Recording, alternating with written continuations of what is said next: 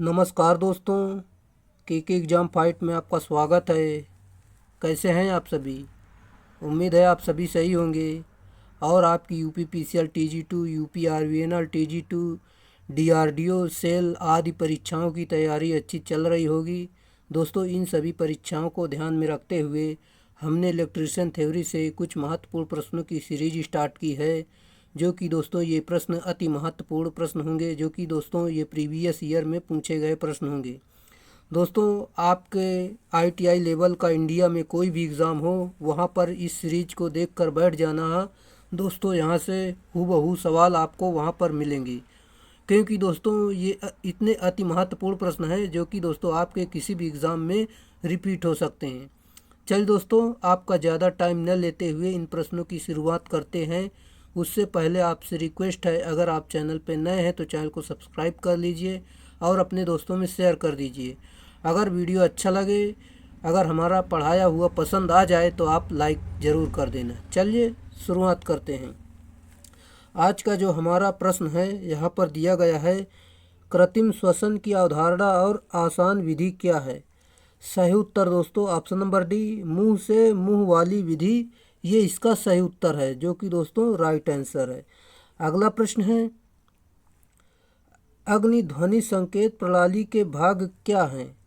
सही उत्तर दोस्तों ऑप्शन नंबर डी, धुआं और ऊष्मा डिटेक्टर, घंटियां, डीकैम पैनल और अलार्म बैटरी आदि, ये सभी हैं।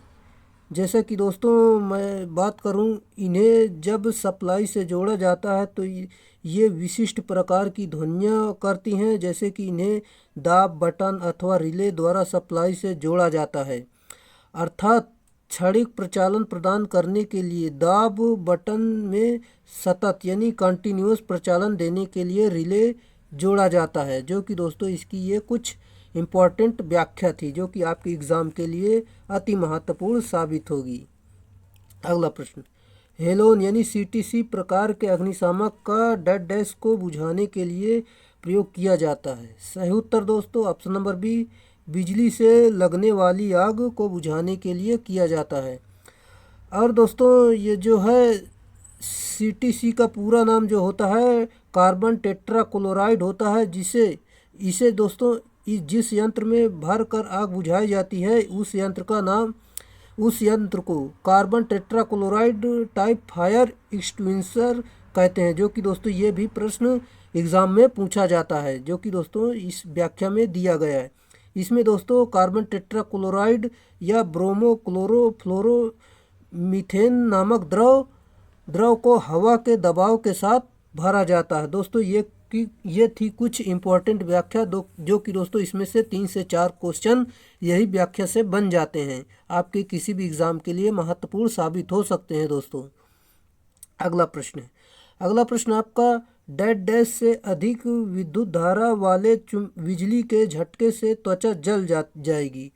राइट आंसर दोस्तों option number B, 200 milliampere से, मतलब 200 मिली एम्पियर की धारा से दोस्तों आपकी त्वचा जल जाएगी। जैसे कि दोस्तों इसमें मैं बात करूं, जैसे कि जब विद्युत धारा हमारे शरीर से होकर प्रवाहित होती है तो हमें झटका लगता है। इसका मान बहुत कम यानी बहुत कम मान होने पर असर नहीं पड़ता। जैसे कि दोस्तों बहुत कम मान है तो आपको कुछ असर नहीं पड़ेगा। जैसे कि आपने देखा ही होगा, जैसे कि मोबाइल वाले चार्जर की उसमें तार अगर कट जाती है, मान लो जो जहाँ से पिन मोबाइल में लगाते हैं वहाँ एक तार पकड़ लो तो कोई असर नहीं पड़ेगा।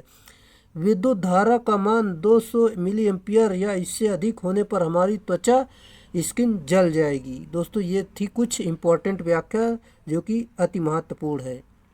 अगला प्रश्न, निम्नांकित में दिखाई गई रेती यानी फाइल की पहचान कीजिए। दोस्तों आपको बताना है ये जो चित्र में बनी हुई रेती है ये कौन सी रेती है। राइट आंसर दोस्तों ऑप्शन नंबर ए, ये रास्पकट फाइल है यानी रास्पकट रेती है। जैसे कि दोस्तों मैं इसमें बात करूं, इसकी कुछ व्याख्या देखते हैं। जैसे कि दोस्तों इसका जो प्रयोग होता है लकड़ी, रबर या घोड़े के खुर आदि को मुलायम करने के लिए तथा चमड़ा एवं नर्म धातु आदि वस्तुओं को रेतने के लिए इसका प्रयोग किया जाता है, जो कि दोस्तों इसमें जो इम्पोर्टेंट था मैंने आपको बता दी है। चलिए अगले प्रश्न पर चलते हैं। आपका अगला प्रश्न है दोस्तों, इसको बताना है दी गई आकृति में दी गई आकृति में दिखाई गई रेती का प्रकार की पहचान कीजिए। दोस्तों इसमें आपको बताना है कि इसमें ये कौन सी रेती है। राइट आंसर दोस्तों option number B, double cut वाली रेती है ये। जैसे कि इसमें बात करें दोस्तों, डबल कट फाइल में दांतों की पंक्तियां होती हैं जो एक दूसरे को क्रॉस करती हैं, इसलिए दांत तेजी से काटने के लिए हीरे के आकार के हो जाते हैं। सामग्री को त्वरित रूप से हटाने और मोटे काम के लिए डबल कट रेती का उपयोग करते हैं। ये इसके कुछ इम्पोर्टेंट पॉइंट थे जो कि आपके लिए महत्वपूर्ण थे। अगला प्रश्न, गोलाकार छिद्र के परिष्करण के लिए किस उपकरण का उपयोग किया जाता है। राइट आंसर दोस्तों ऑप्शन नंबर डी, अर्धगोलाकार यानी हाफ राउंड रेती का प्रयोग करते हैं। जैसा कि दोस्तों यहाँ पर देख सकते हैं, रेती का प्रयोग अतिरिक्त मटेरियल हटाने के लिए किया जाता है, अर्थात अर्धगोलाकार रेती का क्रॉस सेक्शनल वृत्ताकार होता है। इसकी बनावट वृत्तखंड की जैसी छोटी होती है। इस प्रकार की रेती का इस्तेमाल अतिरिक्त वक्र आकार के रेतने के लिए किया जाता है, जो कि दोस्तों आपके एग्जाम में पूछा जाता है। किसी कार्य के खंड का आधा गोला बना हो जिसे घिस कर उसका आकार बड़ा करना हो तो वहाँ पर इस रेती का प्रयोग करते हैं। अगले प्रश्न पर चलते हैं। किसी धातु के एक समान चालक का प्रतिरोध डैश डैश के अनुक्रमानुपाती होता है। राइट आंसर दोस्तों ऑप्शन नंबर बी, लंबाई के अनुक्रमानुपाती होता है। जैसे कि दोस्तों यहाँ पर देख सकते हैं, यहाँ पर दोस्तों लंबाई के अनुक्रमानुपाती होता है, जबकि दोस्तों क्षेत्रफल के व्युत्क्रमानुपाती होता है। अगला प्रश्न आपका दिया गया है दोस्तों, 100 ओम के 100 प्रतिरोध समांतर क्रम में जुड़े हुए हैं तो इनका तुल्य प्रतिरोध क्या होगा। दोस्तों आपको प्रतिरोध बताना है, तो प्रतिरोध यानी R बराबर होता है दोस्तों आर एन, यानी दोस्तों R अपान N, यानी कुल मान लो प्रतिरोध की संख्या और कुल प्रतिरोधी की संख्या यहाँ पर रख कर दोस्तों इसका भाग कर देंगे तो आपका जो उत्तर आ जाएगा ऑप्शन नंबर सी सही उत्तर हो जाएगा। जैसे कि दोस्तों आप यहाँ पर देख सकते हैं, यहाँ पर हल करके बताया गया है। चलिए अगले प्रश्न पर चलते हैं। आपका अगला प्रश्न दिया गया है, एक विद्युत बल्ब 200 वोल्ट आपूर्ति पर 100 वाट शक्ति देने के लिए बनाया गया है। बल्ब में प्रवाहित होने वाली आरएमएस धारा का मान ज्ञात कीजिए। दोस्तों इसमें जो इसे हल करेंगे, दोस्तों इसको हल करें तो आपका जो उत्तर निकल कर आ जाएगा 0.550 एम्पियर, जो कि दोस्तों देख सकते हैं। जैसा कि दोस्तों मैं आपको बता दूं, यह सिंपल सा फार्मूला है, P बराबर VI बराबर दोस्तों यहाँ पर मान निकाल लेंगे, इस सूत्र पर मान रख देंगे तो आपका आंसर जो निकल कर आ जाएगा ऑप्शन नंबर बी सही उत्तर हो जाएगा, जो कि राइट आंसर है। अगला प्रश्न है, बंद अतिधारा के बचाव द्वारा परिपथ के लिए केबिल में आवश्यक धारा प्राप्त करने के लिए सामान्य धारा वहन क्षमता को रेटिंग फैक्टर का गुणांक होना चाहिए जो निम्न होता है। दोस्तों इसका जो राइट आंसर है ऑप्शन नंबर डी 1.23 इसका सही उत्तर है। चलिए अगले प्रश्न पर चलते हैं। आपका अगला प्रश्न है, चांदी एक डैश डैश है। राइट आंसर दोस्तों ऑप्शन नंबर बी, विद्युत का सुचालक होती है। दोस्तों चांदी विद्युत का सुचालक इसलिए होती है क्योंकि दोस्तों इसमें मुक्त इलेक्ट्रॉनों की संख्या अधिक होती है, जबकि दोस्तों कुचालक में इलेक्ट्रॉन नहीं होते हैं। चलिए अगला प्रश्न है, आपका अगला प्रश्न दिया गया है, धारा एक धात्विक चालक के द्वारा जिनका अनुप्रस्थ काट क्षेत्र धारा की दिशा में बढ़ जाता है प्रवाहित होती है, यदि हम इस दिशा में अग्रसर हों तो। राइट आंसर दोस्तों ऑप्शन नंबर ए, अपवाह वेग घट जाएगा, ये इसका सही उत्तर है। चलिए दोस्तों जैसे कि दोस्तों इसका फार्मूला दिया गया, अपवाह वेग घट जाएगा। दोस्तों इसका फार्मूला है अपवाह वेग का, जैसे कि ड्रिफ्ट वेग का फार्मूला I/NEA इसका फार्मूला, जो कि दोस्तों आप इसे याद कर सकते हैं, यहाँ से ये सवाल बनते हैं। अगला प्रश्न है, प्रत्यकारकों यानी विद्युत रोधियों में धारा का कोई प्रवाह नहीं होता है क्योंकि। राइट आंसर दोस्तों ऑप्शन नंबर ए, उनमें कोई मुक्त इलेक्ट्रॉन नहीं होता है, ये इसका सही आंसर है। चलिए जैसे कि दोस्तों मैं आपको बता दूं, जैसे कि दोस्तों प्रतिकारकों में धारा का कोई प्रवाह नहीं होता क्योंकि इसमें कोई मुक्त इलेक्ट्रॉन नहीं होते हैं, इसलिए इसमें धारा का कोई प्रवाह नहीं होता। चालक में मुक्त इलेक्ट्रॉन की संख्या सबसे अधिक यानी सबसे ज़्यादा होती है। चालक जो होता है उसमें इलेक्ट्रॉन की संख्या अधिक होती है तथा अर्धचालक में मुक्त इलेक्ट्रॉन की संख्या, जो अर्धचालक होते हैं उसमें मुक्त इलेक्ट्रॉन की संख्या कम होती है और विद्युत यानी कुचालक से ज़्यादा होती है। जैसे कि दोस्तों अभ्रक है, माइका है, बैकेलाइट है आदि, ये सभी विद्युत रोधी पदार्थ होते हैं। चलिए अगले प्रश्न पर चलते हैं। आपका अगला प्रश्न दिया गया है, विद्युत सोल्डरिंग आयरन का उपयोग निम्नलिखित में से किसके लिए किया जाता है?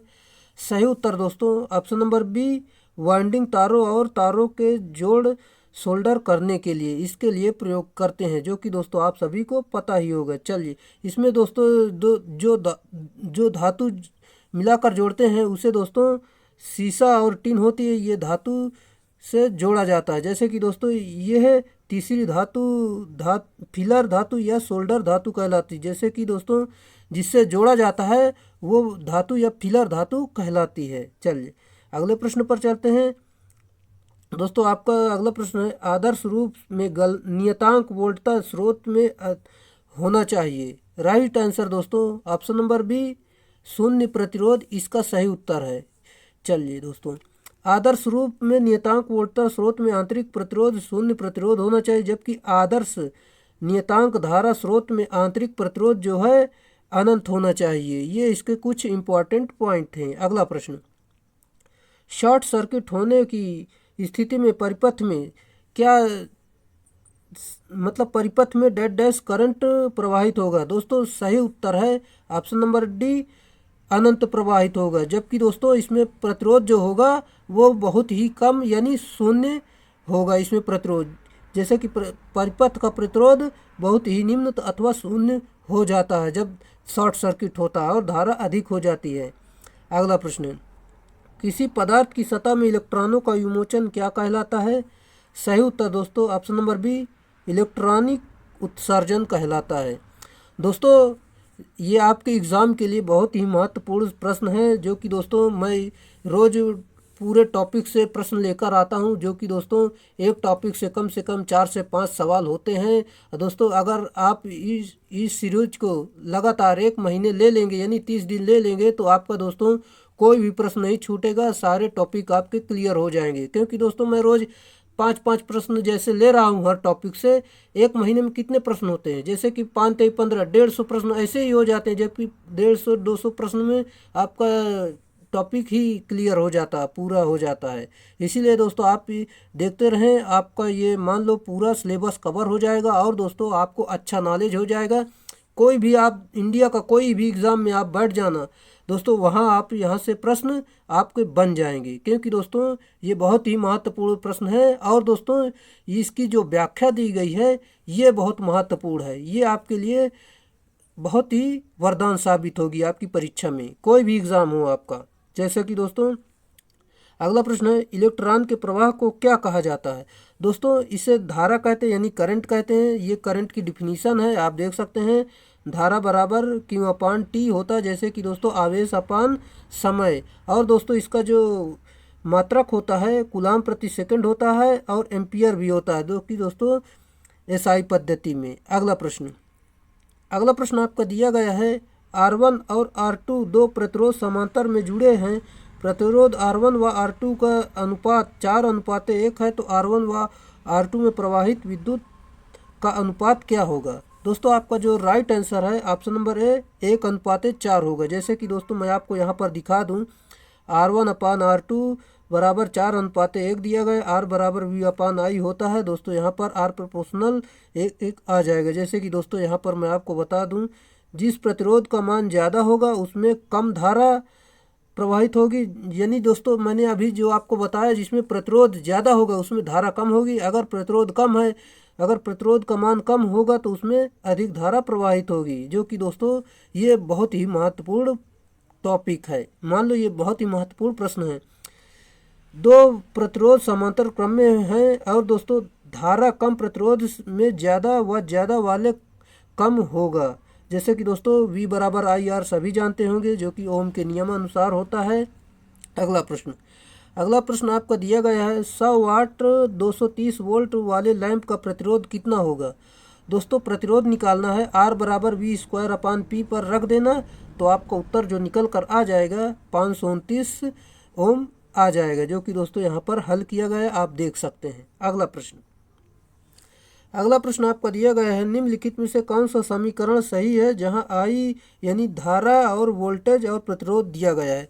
दोस्तों सिंपल सा फार्मूला R बराबर V/I, जो कि मैंने आपको अभी बता दिया, जो कि दोस्तों इसके कई फार्मूले बनते हैं। R बराबर V/I ये बन गया, V बराबर IR ये हो गया, और जो कि दोस्तों ये ओम के नियम के अनुसार है। जैसे कि दोस्तों P बराबर एक फार्मूला होता है V²/R, और दोस्तों P बराबर I²R भी होता है और P बराबर VI भी होता है, जो कि वाट में होते हैं। अगला प्रश्न, शक्ति की इकाई वाट होती है। चल अगला प्रश्न है किसी SF6 सर्किट ब्रेकर का क्रियाशील वोल्टेज डेड डैश होता है। राइट आंसर दोस्तों ऑप्शन नंबर डी 36 किलोवोल्ट से लेकर 760 किलोवोल्ट तक होता है। चलिए अगले प्रश्न पर चलते हैं। अगला प्रश्न है आपका PPE का पूर्ण रूप क्या है, यानी PPE का फुल फॉर्म आपको बताना है। सही उत्तर है दोस्तों पर्सनल प्रोटेक्टिव इक्विपमेंट, इसका सही उत्तर है। चलिए अगले प्रश्न पर चलते हैं। मोटर ओवरलोड रिले का उपयोग आमतौर पर डेड डैश के लिए किया जाता है। सही उत्तर दोस्तों ऑप्शन नंबर बी अधिक भार संरक्षण के लिए उपयोग करते हैं। जैसा कि दोस्तों ओवरलोड रिले की संरचना इस प्रकार की बनाया जाता है कि यह पूर्व निर्धारित मान की अपेक्षा भार धारा का मान बढ़ जाने पर उत्तेजित हो जाती है और एनसी संयोजकों के द्वारा परिपथ को विसंयोजित कर देती है। ये दोस्तों कुछ इम्पोर्टेंट पॉइंट था जो कि दोस्तों अति महत्वपूर्ण था। अगला प्रश्न, फ्यूज तार में डेड डैश प्रतिरोधकता और डेड डैश गलनांक होना चाहिए। सही उत्तर दोस्तों ऑप्शन नंबर डी फ्यूज तार में निम्न प्रतिरोधकता और निम्न गलनांक होना चाहिए। जैसा कि दोस्तों यहाँ पर कुछ पॉइंट जान लेते हैं। फ्यूज तार की रेटिंग सामान्यतः एम्पियर में की जाती है और फ्यूज तार की सजीव यानी लाइव तार सजीव यानी फेज तार में लगाया जाता है और वो भी श्रेणी क्रम में संयोजित करते हैं। फ्यूज एक सुरक्षा उपकरण अवयव है जो कि दोस्तों देख सकते हैं, और फ्यूज समानता लोड फ्यूज जो है लेड जिसमें 37% और टिन जिसमें 63% के मिश्रण से बनाया जाता है। दोस्तों फ्यूज के लिए सिल्वर एल्युमिनियम कॉपर प्रयुक्त होता है। अगला प्रश्न, SF6 सर्किट ब्रेकर की कार्यशील वोल्टेज डेड डैश होती है। सही उत्तर दोस्तों option number C 36 kilovolt से लेकर 700 किलो वोल्टेज तक होती है। जैसे कि दोस्तों यहाँ पर देख सकते हैं SF6 का पूरा नाम जो है सल्फर हेक्साफ्लोराइड गैस है, जो कि दोस्तों देख सकते हैं। अगला प्रश्न, SF6 टाइप सर्किट ब्रेकर एक विश्वसनीय तथा उच्च वोल्टेज के लिए प्रयुक्त किया जाता है। ये कुछ इसके इम्पॉर्टेंट पॉइंट थे। दोस्तों अगर वीडियो अच्छा लग रहा है तो प्लीज़ लाइक कर दें यार। अगर आप चैनल पे नए हैं तो चैनल को सब्सक्राइब कर लीजिए, क्योंकि दोस्तों ये आपके लिए बहुत ही महत्वपूर्ण प्रश्न है, आप यहाँ से तैयारी कर सकते हैं। चलिए, श्रृंखला यानी सीरीज में जुड़े 10 शुष्क सेल 15 वोल्ट उत्पादित करते हैं। यदि वे समांतर में जुड़े हों तो इस संयोजन से डेड डैश उत्पादित होगा। दोस्तों आप हल करेंगे, सिंपल सा इसमें सॉल्व करना होता है। जैसे कि दोस्तों इसका जो सही उत्तर हो जाएगा ऑप्शन नंबर ए 1.5 वोल्ट हो जाएगा। जैसे कि दोस्तों यहाँ पर देख सकते हैं शुष्क सेल का ईएमएफ बराबर दोस्तों जो वोल्टेज दिया गया था और इसमें से भाग दिया गया आपका 1.5 वोल्ट आ गया। जैसे कि दोस्तों यहाँ पर व्याख्या से देखते हैं 1.5 वोल्ट वाले 10 शुष्क सेलों को समांतर क्रम में जोड़ने पर वोल्टेज का मान 1.5 वोल्ट होगा, क्योंकि समांतर क्रम में वोल्टेज का मान समान होता है। अगला प्रश्न दोस्तों आपका अगला प्रश्न दिया गया है, यदि एक बैटरी 6 घंटे के लिए 10 एम्पियर की धारा देती है तो बैटरी का निर्धारित रेटिंग क्या है। सिंपल सा है दोस्तों, बैटरी की रेटिंग बराबर वो दोस्तों धारा और समय इसको गुणा कर देंगे तो आपका जो उत्तर निकल कर आ जाएगा option number D 60 ampere hour, जो कि निकल कर आ जाएगा। यहाँ पर देख सकते हैं सिंपल सा है। अगला अगला प्रश्न दिया गया है, एक बैटरी जिसका आवेश डिस्चार्ज होने के बाद पुनः प्राप्त किया जा सकता है, सही उत्तर दोस्तों ऑप्शन नंबर सी, द्वितीयक सेल में ऐसा होता है। चलिए, जबकि दोस्तों वोल्टेइक सेल, प्राथमिक सेल, शुष्क सेल इसमें नहीं होता, ये पुनः चार्ज नहीं हो सकते। अगला प्रश्न है दोस्तों, अगले प्रश्न जाने से पहले कुछ पॉइंट देख लेते हैं। जैसे कि दोस्तों वह बैटरी जिसके आवेश यानी आवेश को डिस्चार्ज के बाद रिस्टोर यानी चार्ज कर सकते हैं, सेकेंडरी सेल कहलाता है। जैसे कि वह सेल जिन्हें पहले विद्युत देकर चार्ज करना पड़ता है तब वह ईएमएफ उत्पन्न करते हैं, जैसे कि सेकेंडरी सेल होते हैं। इन्हें संचायक सेल भी कहते हैं दोस्तों। एग्जाम्पल में जैसे कि lead acid cell, Edison cell, nickel Edison cell में जो होता है nickel ferrous cell, nickel ferrous और निकिल कैडमियम सेल होते हैं। चलिए अगला प्रश्न, अगला प्रश्न आपका दिया गया है, सीसा अम्ल सेल की वाट घंटा दक्षता डैश होती है। राइट आंसर दोस्तों ऑप्शन नंबर डी 75% होती है। चलिए, जैसा कि दोस्तों यहाँ पर कुछ पॉइंट देखते हैं। इसे पुनः चार्ज किया जा सकता है। इसकी अम्ल सेल की दक्षता 2 प्रकार की होती है, जैसे कि एम्पियर आवर और वाट आवर इसकी दक्षता होती है। चलिए अगला प्रश्न है, अगला प्रश्न आपका दिया गया यहाँ पर देख सकते हैं आप, लेड एसिड बैटरी के चार्जिंग के समय कौन सी गैस उत्सर्जित होती है? सही उत्तर दोस्तों ऑप्शन नंबर ए, हाइड्रोजन गैस उत्सर्जित होती है, जैसे कि दोस्तों आप यहाँ पर समझ सकते हैं। अगले प्रश्न पर चलते हैं दोस्तों। अगले प्रश्न जाने से पहले यहाँ पर देखते हैं, चार्जिंग के समय पूर्ण आवेशित यानी पूरा चार्ज होने पर धनात्मक प्लेट पीबीओ यानी लेड ऑक्साइड गहरे भूरे या चॉकलेट रंग की होती है, तथा ऋणात्मक प्लेट जो होती है लेड यानी लेड हल्की स्लेटी रंग की होती है। पूर्ण रूप से डिस्चार्ज हो जाने पर दोनों प्लेट पर PbSO4 यानी लेड सल्फेट में बदल जाती है, जैसे कि दोस्तों देख सकते हैं यहाँ पर PbSO4 में बदल जाती है। सेल में एनर्जी रासायनिक यानी रासायनिक रूप में स्टोर होती है। चलिए अगला प्रश्न है, अगला प्रश्न आपका दिया गया है, एक 120 एम्पियर आवर क्षमता वाले बैटरी 8 एम्पियर धारा को डैश अवधि के लिए दे सकता है। दोस्तों सिंपल सा फार्मूले पर आप रखेंगे, जैसे कि एम्पियर गुणे समय पर इस फार्मूले पर रख देंगे तो आपका उत्तर आ जाएगा 15 घंटे, सही उत्तर होगा। चलिए, जैसे कि दोस्तों देख सकते हैं बैटरी की दक्षता 120 थी, एम्पियर 8 एम्पियर था और समय दोस्तों जैसे कि देख सकते हैं यहाँ पर हल करके निकाल लिए गए आवर। चलिए अगला प्रश्न, लेक्लांसी सेल में डैश इलेक्ट्रोलाइट होता है। सही उत्तर दोस्तों option number D, ammonium chloride होता है। चलिए अगले प्रश्न पर चलते हैं, BH वक्र में B डैश का प्रतिनिधित्व करता है। सही उत्तर ऑप्शन नंबर डी, चुंबकीय अभिवाह घनत्व का प्रतिनिधित्व करता है।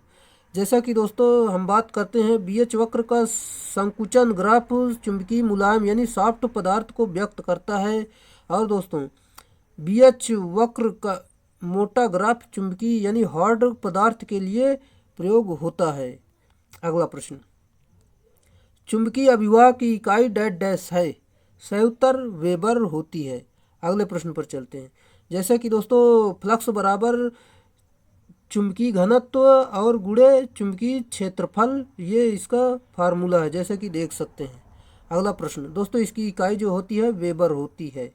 अगला प्रश्न, किस नियम के अनुसार प्रेरित विद्युत वाहक बल दिशा इसके उत्पन्न करने वाले कारक के विपरीत होती है? दोस्तों आप देख सकते हैं ये लेंज का नियम होता है। चलिए अगले प्रश्न पर चलते हैं दोस्तों। लेंज के नियमानुसार इसका फार्मूला होता है, इसके विद्युत वाहक बल बराबर -N/dt होता है, जहाँ की दोस्तों d/dt फ्लक्स परिवर्तन की दर को प्रदर्शित करता है। N बराबर दोस्तों कुंडली में लपेटों की संख्या को प्रदर्शित करता है। अगला प्रश्न, अभिवाह घनत्व की इकाई क्या है? सही उत्तर दोस्तों टेस्ला होती है, जैसे कि आप देख सकते हैं यह फार्मूले से। अगला प्रश्न है, आपका अगला प्रश्न दिया गया है, संतुलित 3 फेज प्रणाली के लिए तीनों फेज के बीच कोणीय अंतर है डैश है। सही उत्तर 120, सिंपल सा है, आप देख सकते हैं। अगला प्रश्न, 2 फेजों के बीच मध्य कोण जो होता है दोस्तों 90 होता है। किसी ऐसी परिपथ का पावर फैक्टर डेड डैश है जहां फेज कोण होता है। Right answer option number B cos theta इसका सही उत्तर होगा। जैसे कि दोस्तों पावर फैक्टर एसी परिपथ को वोल्टा एवं विद्युत धारा के बीच बने कोण की कोज्या को पावर फैक्टर कहते हैं। पावर फैक्टर की डिफिनीशन है, आप समझ लेना।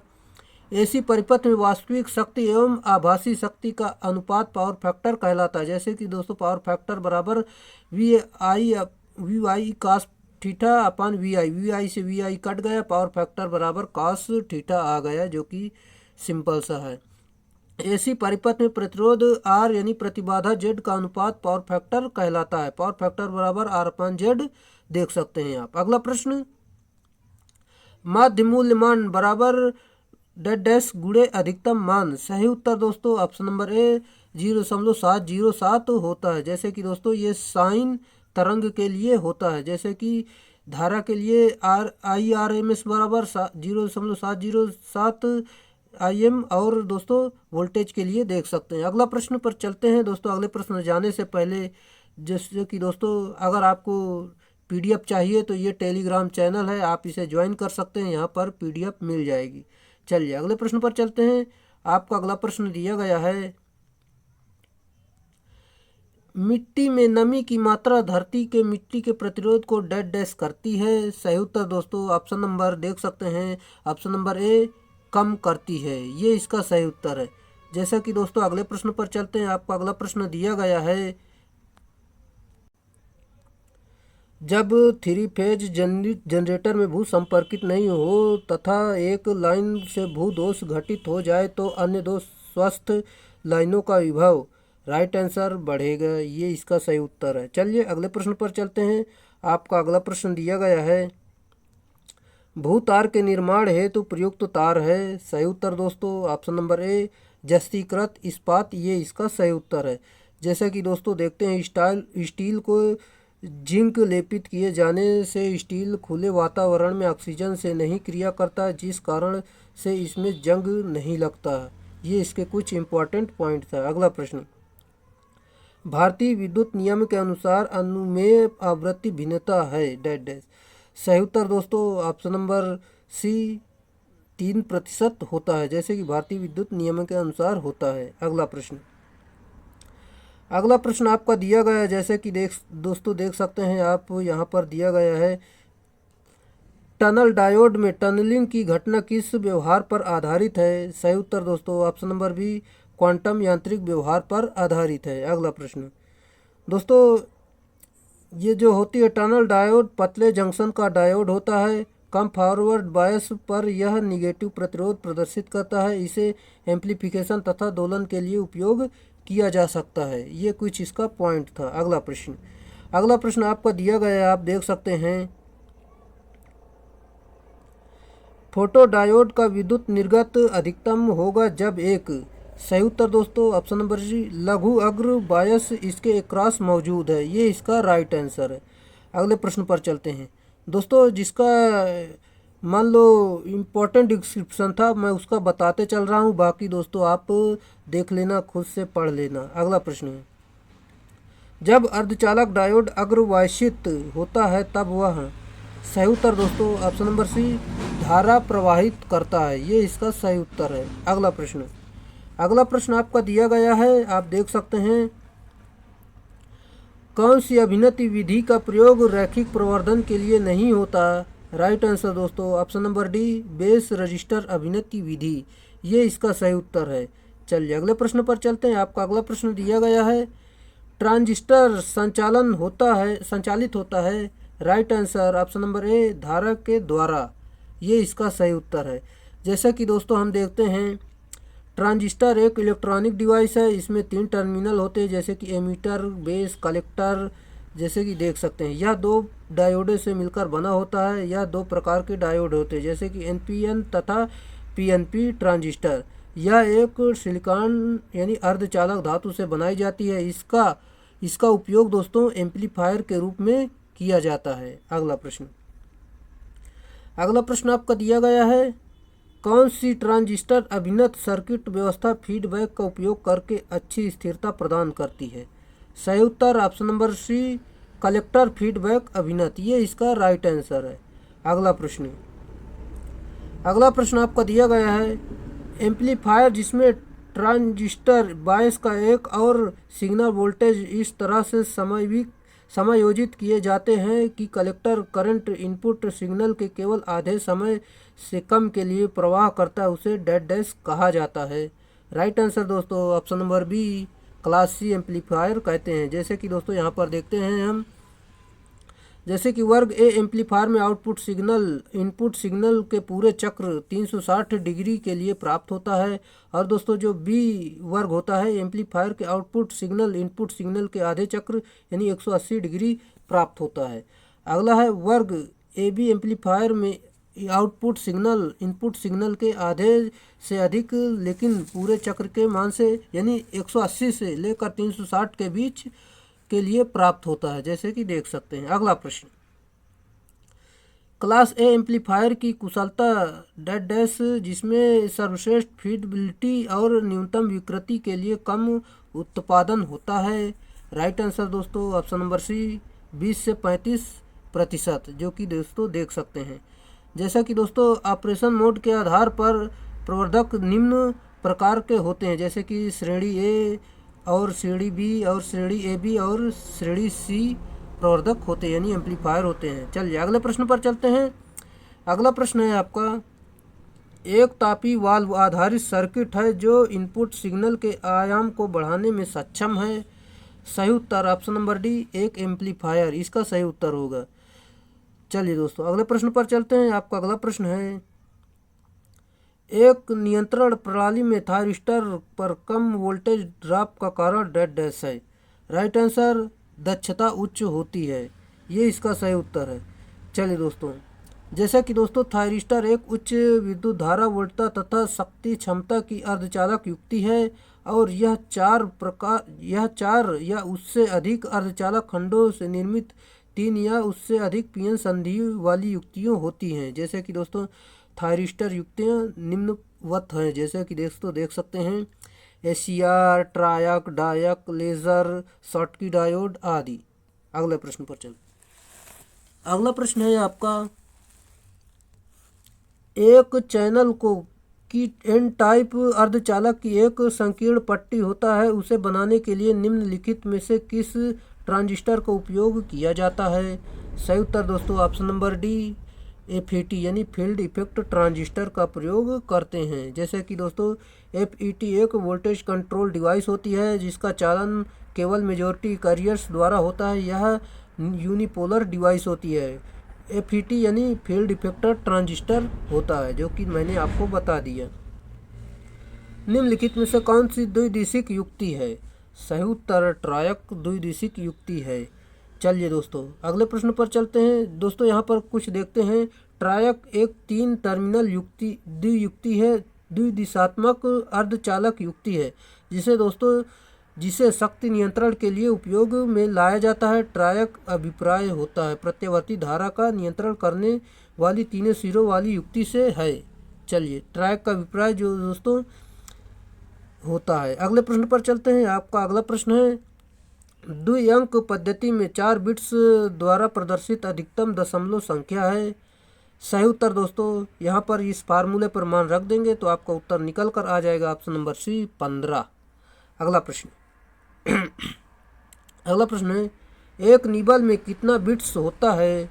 4 बिट्स होते हैं, जो कि देख सकते हैं दोस्तों। यहाँ पर हम बात करते हैं एक निबल में 4 बिट्स, एक बाइट में एक निबल में 4 बिट्स होते हैं, एक बाइट्स में 8 बिट्स होते हैं दोस्तों, और 1 किलोबाइट में 1024 बाइट होते हैं। और दोस्तों 1 मेगा यानी 1 MB बराबर 1024 किलोबाइट होते हैं, और 1 GB यानी 1 गीगाबाइट बराबर 1024 मेगाबाइट होते हैं, और 1 टेराबाइट यानी 1 टेराबाइट बराबर 1024 गीगाबाइट होते हैं।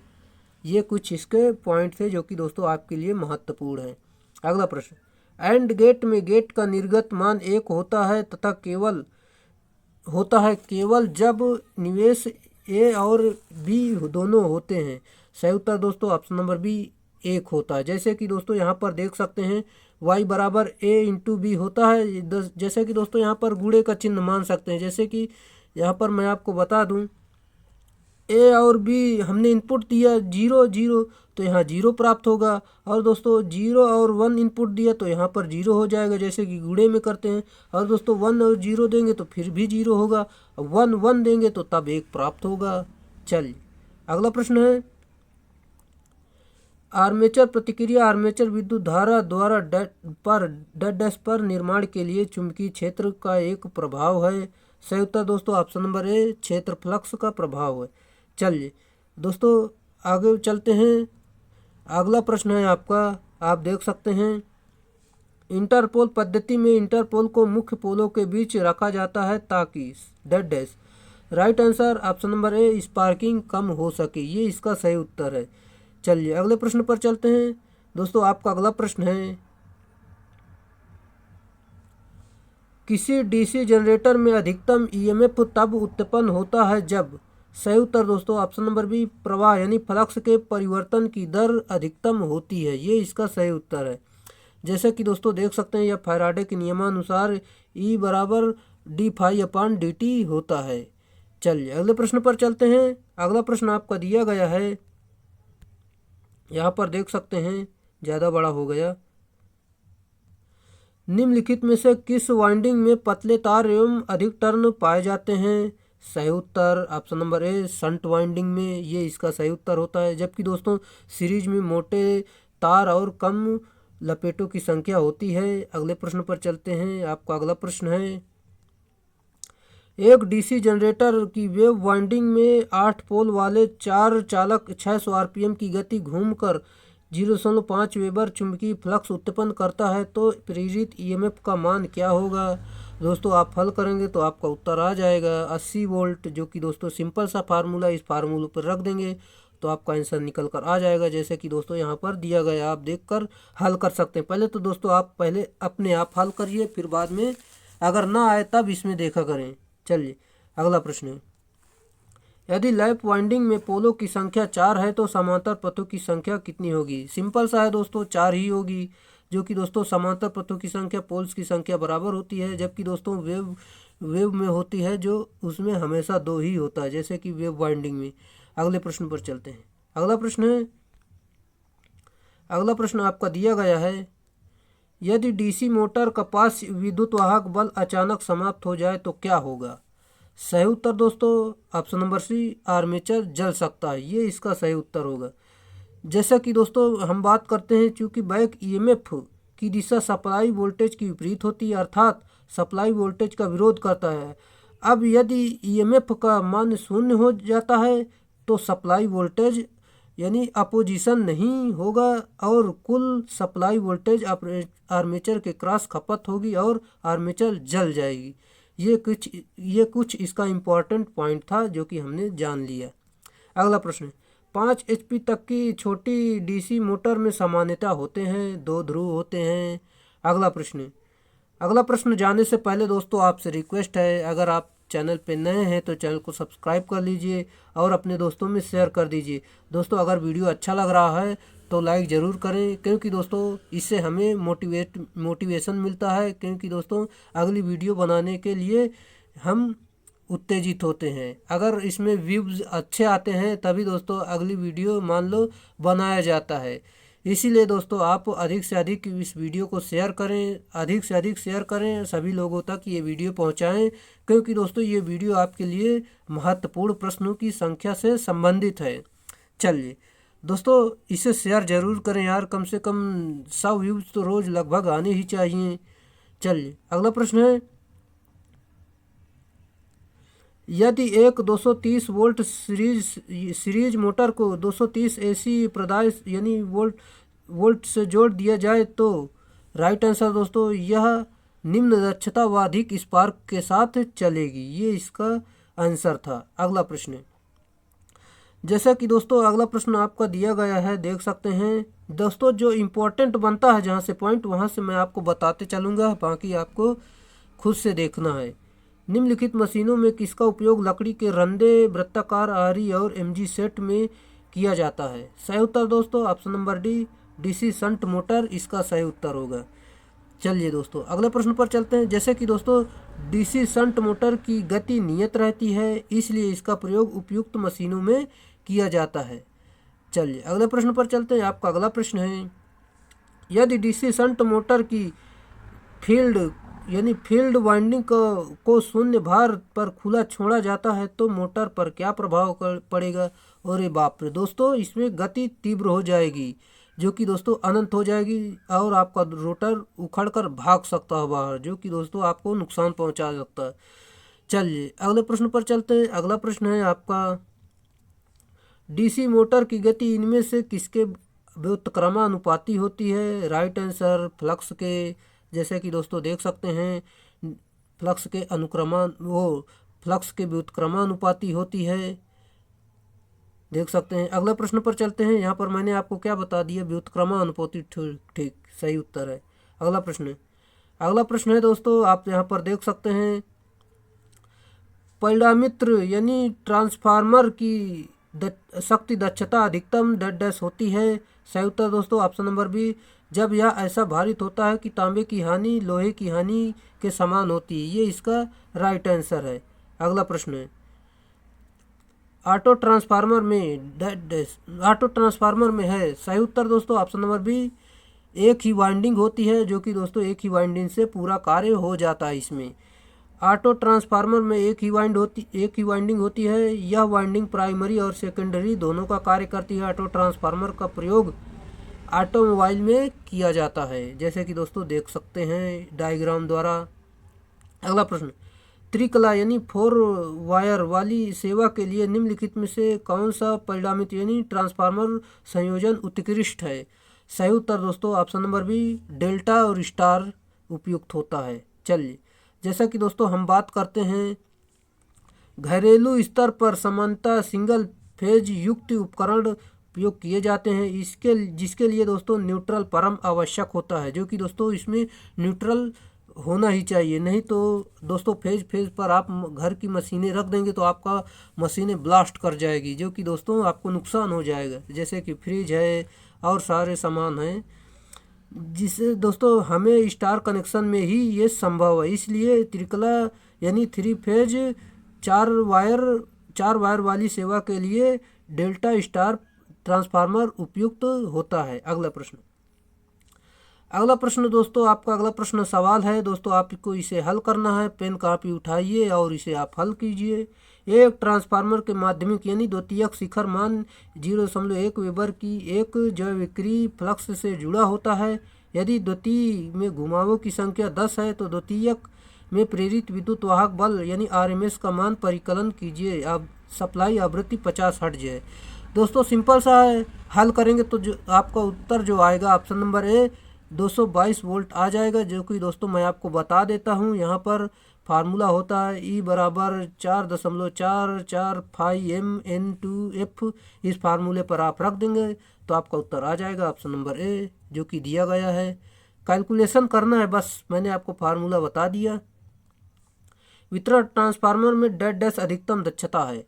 राइट आंसर 50% लोड की दक्षता, जबकि दोस्तों संचरण ट्रांसफार्मर की अभिनति दक्षता लगभग पूर्ण लोड पर प्राप्त होती है। अगला प्रश्न,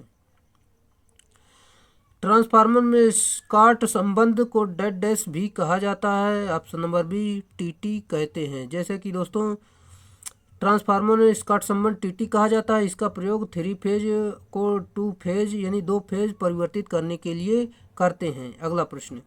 अगला प्रश्न है सवाल है दोस्तों, यहाँ पर देख सकते हैं 3% स्लिप की दर से 4 पोल 60 हर्ट्ज और 3 phase squirrel cage induction motor हेतु रोटर धारा आवृत्ति क्या होगी? सिंपल सा फार्मूला दोस्तों, रोटर आवृत्ति बराबर सप्लाई आवृत्ति गुणे स्लिप, मान रख देंगे, आपका आंसर आ जाएगा 60 गुणे 3% स्लिप है तो 3 रखेंगे, इसके जो प्रतिशत हटाएंगे तो 100 कर देंगे अपान में, हल कर लेंगे तो आपका उत्तर आ जाएगा ऑप्शन नंबर सी 1.8 हर्ट्ज सही उत्तर होगा। अगला प्रश्न दोस्तों, सभी लोग अपने वीडियो में सवाल नहीं कराते हैं, लेकिन मैं आपको सवाल बताते ही चलता हूं, जो कि दोस्तों लोग सोचते हैं कि मान लो सवाल कौन इतना कराए, इसमें टाइम बर्बाद होता है। नहीं दोस्तों, आपको सवाल करना ही है। नहीं कि दोस्तों आपके एग्ज़ाम में सवाल काफ़ी मात्रा में पूछे जाते हैं, जबकि दोस्तों यूपी आरवीएनएल को जो एग्ज़ाम लगा है ना, इसमें सवाल देखना दोस्तों काफ़ी इसी में से मिल जाएंगे, जो कि दोस्तों बहुत ही महत्वपूर्ण ये सवाल हैं। और दोस्तों जो डीआरडीओ का एग्ज़ाम आने वाला है यूपी पीसीआर टीजी2 का, इसमें भी दोस्तों हूबहू प्रश्न फंसेंगे। दोस्तों आप मेरी क्लास लेते रहें, आपको जब आप एग्ज़ाम हॉल में घुसोगे तब आपको पता चलेगा कि यहाँ से प्रश्न मिलेंगे कि नहीं। अभी तो आप सोचते होंगे तो ऐसे ही कह रहा है, ऐसे ही चिल्ला रहा है। चलिए, मोटर की गति शून्य लोड पर 1100 आरपीएम से रेटेड लोड पर 1050 आरपीएम घटती है तो मोटर का स्लिप होगा। सही उत्तर दोस्तों हल करेंगे। स्लिप बराबर फार्मूला होता है NS - NR अपान NS गुणे 100। यहाँ पर मान रख देंगे तो आपका उत्तर जो निकल कर आ जाएगा ऑप्शन नंबर बी 4.76%, जो कि दोस्तों यहाँ पर हल किया गया आप देख सकते हैं। कैलकुलेशन आपको करना है, आपको कैलकुलेशन मजबूत करना है करके। यदि किसी प्रेरित मोटर का सर्पण स्लिप जो है 0.1 है, जबकि इसका तुल्यकालिक गति 1000 आरपीएम है, तो इसकी घूर्णक यानी रोटर गति कितनी होगी। दोस्तों सिंपल सा है, अभी मैंने आपको बताया रोटर गति बराबर 1 माइनस स्लिप गुणे NS। यहाँ पर मान रखेंगे तो आपका उत्तर जो निकल कर आ जाएगा रोटर गति बराबर 900 आरपीएम सही उत्तर होगा। चलिए अगले प्रश्न पर चलते हैं। ऑप्शन नंबर सी इसमें दोस्तों सही उत्तर होगा 900 आरपीएम। अगला प्रश्न है, यदि किसी मोटर की तुल्यकालिक गति 1000 आरपीएम है जबकि इसकी आपूर्ति आवृत्ति 50 हर्ट्ज है, तो इस मोटर में पोलों की संख्या कितनी होगी। सही उत्तर दोस्तों यहाँ पर मान रख कर हल करेंगे तो आपको उत्तर आ जाएगा ऑप्शन नंबर ए 6 आरपीएम। जैसे कि दोस्तों सिंपल सा फार्मूला है, यहाँ पर मान रख कर आप हल कीजिए। अगला प्रश्न आपका दिया गया है, यहाँ पर देख सकते हैं। अगला प्रश्न आपका दिया गया है, उपयुक्त बाह्य प्रतिरोध जोड़कर कम इनरस करंट के साथ उच्च स्टार्टिंग टॉर्क के लिए निम्नलिखित में से कौन सा सबसे उपयुक्त है। सही उत्तर option number A wound rotor induction motor इसका सही उत्तर है। चलिए अगले प्रश्न पर चलते हैं। जैसा कि दोस्तों यहाँ पर फार्मूला देख सकते हैं, आप यहाँ पर देख सकते हैं, यहाँ पर दोस्तों सवाल भी बनते हैं। जैसा कि दोस्तों स्लिग रिंग प्रेरण मोटर में रोटर के अतिरिक्त प्रतिरोध लगाकर प्रारंभिक टॉर्क बढ़ाया जाता है तथा अधिक धारा से बचा जाता है, क्योंकि दोस्तों प्रतिरोध बढ़ने से धारा का मान कम हो जाता है और अच्छा होता है, और यह स्लिग रिंग में होता है, यह सिर्फ स्लिग रिंग में ही होता है। अगला प्रश्न आपका दिया गया है, यहाँ पर देख सकते हैं। 3 फेज इंडक्शन मोटर के बारे में निम्नलिखित में से कौन सा कथन सही है। सही उत्तर दोस्तों ऑप्शन नंबर बी, इसे स्टार्ट करना आसान है क्योंकि दोस्तों इसमें एक सेल्फ स्टार्टिंग टॉर्क होता है। ये सही उत्तर है इसका ऑप्शन नंबर बी। अगला प्रश्न पर चलते हैं। जैसे कि दोस्तों इसकी कुछ व्याख्या देखते हैं। 3 फेज प्रेरण मोटर घूर्णी चुंबकीय फ्लक्स उत्पन्न करता है, अर्थात यह 3 फेज मोटर सेल्फ स्टार्टिंग होती है। इसे स्टार्ट करना आसान है क्योंकि दोस्तों ये सेल्फ स्टार्टिंग टॉर्क होता है इसमें। अगला प्रश्न सवाल आ गया दोस्तों, फिर से आपको हल करना है। दोस्तों मेरी क्लास में आप पेन और कॉपी लेकर जरूर बैठा करें, क्योंकि दोस्तों मेरे क्लास में सवालों की भरमार होती है। एक 3 फेज 4 पोल 50 हर्ट्ज सिंक्रोनस मोटर किस गति पर चलता है। सही उत्तर दोस्तों 1500 आरपीएम इसका राइट आंसर होगा। दोस्तों यह सिंपल सा फार्मूले पर रख देंगे तो आपका मान निकल कर आ जाएगा। अगला प्रश्न, शैथिल्य मोटर यानी हिस्टैरिसीस मोटर के संबंध में निम्नलिखित में से कौन सा कथन सही है।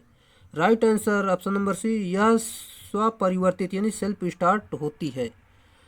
चलिए दोस्तों इसकी कुछ व्याख्या देखते हैं। शैथिल्य मोटर यानी स्वपरिवर्तित मोटर होती है जो एक सिंक्रोनस मोटर होती है। यह मोटर एक नियत टॉर्क उत्पन्न करती है जिसका मान मोटर के विभिन्न गतियों पर भी अपवर्तित रहती है। इस मोटर का उपयोग वैद्युत घड़ी, साउंड उपकरणों आदि में किया जाता है। चलिए अगला प्रश्न पर चलते हैं। आपका अगला प्रश्न है, एक वेरिएबल रिलक्टेंस मोटर में प्रत्येक 4 पोल के साथ 10 दांतें, यदि रोटर में 80 दांत है तो स्टेप कोण क्या होगा। दोस्तों आपको हल करना है तो यहाँ पर जैसे कि मैं आपको बता दूँ, यहाँ पर फार्मूला है इस फार्मूले पर आपको मान रखना है, जैसे कि NS माइनस NR अपन NS गुणे NR गुणते 360 दिया गया है। दोस्तों यहाँ पर मान रख देंगे तो आपका जो उत्तर निकल कर आ जाएगा, यहाँ पर देख सकते हैं 4.5 सही उत्तर आ रहा है। जैसे कि दोस्तों इसका मान 4.5 उत्तर निकल कर आ गए। दोस्तों चलिए दोस्तों देख लीजिए कैसे हल किया गया है। दोस्तों यहाँ पर मैं अधिक नहीं समझा सकता क्योंकि दोस्तों काफ़ी वीडियो लंबा हो रहा है। एकल फेज प्रेरण मोटर के लिए प्रतिरोध slipped phase type starting motor में सहायक वाइंडिंग यानी ऑक्सिलरी वाइंडिंग में निम्नलिखित में से क्या होता है? सही उत्तर दोस्तों उच्च प्रतिरोध और निम्न प्रेरकी प्रतिघात होता है। ये इसका सही आंसर है। अब दोस्तों बात करते हैं इसे दोस्तों जैसे कि एकल फेज स्लिप्ट फेज प्रेरण मोटर की स्टार्टिंग वाइंडिंग पतले तार से बनाया जाता है और इसे खांचों में कम गहराई पर स्थापित किया जाता है, जिससे कि दोस्तों प्रतिरोध उच्च और प्रेरकी प्रतिघात निम्न होता है। जबकि दोस्तों रनिंग वाइंडिंग में जो होता है मोटे तार की बनाई जाती है और इसे खांचों की गहराई में स्थापित किया जाता है। दोस्तों ये थे कुछ इसके इम्पॉर्टेंट पॉइंट जो कि दोस्तों आपकी एग्ज़ाम के लिए महत्वपूर्ण होगा। जैसे कि दोस्तों यूपीपीसीआर TG2 में पूछा गया सवाल एक है, जैसे कि प्रत्यावर्ती का कार्य सिद्धांत क्या है? सही उत्तर ऑप्शन नंबर ए फैराडे के विद्युत चुंबकीय प्रेरण के नियम पर कार्य करता है। जैसे कि दोस्तों यहाँ पर देख सकते हैं अल्टरनेटर के बारे में परिभाषा दी गई है और दोस्तों यहाँ पर अल्टरनेटर फैराडे की विद्युत चुम्बकीय प्रेरण के सिद्धांत पर कार्य करता है। इसका स्टेटर इंडक्शन मोटर के समान होता है और दोस्तों जिसमें 3 फेज वाइंडिंग की जाती है और यह प्रत्येक वाइंडिंग एक दूसरे से 120 डिग्री पर विस्थापित होती है। जबकि दोस्तों 2 फेजों के अंतर्गत दोस्तों 90 अंश का मतलब 90 डिग्री में विस्थापित होती है। अल्टरनेटर और सिंक्रोनस मोटर की संरचना एक समान होती है। अल्टरनेटर में बेलनाकार और सेलिएंट पोल टाइप का रोटर उपयोग किया जाता है। इसमें मैग्नेटिक फील्ड रोटेटिंग और आर्मेचर स्थिर होता है। अगला प्रश्न, प्रत्यावर्तक यानी अल्टरनेटर की दक्षता इसकी डेड डैश के बढ़ने पर हमेशा बढ़ती है। सही उत्तर शक्ति बढ़ने पर हमेशा बढ़ती है। जैसे कि दोस्तों दक्षता बराबर निर्गत अपान निविष्ट यानी निर्गत अपान निर्गत प्लस हानियाँ इसका सही उत्तर है।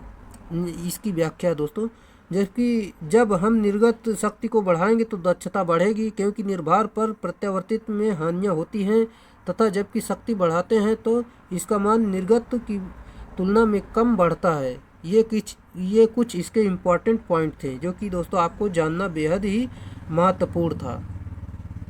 समुन्नत पोल प्रकार के घूर्णक यानी रोटर का उपयोग प्रत्यावर्तित में किया जाता है।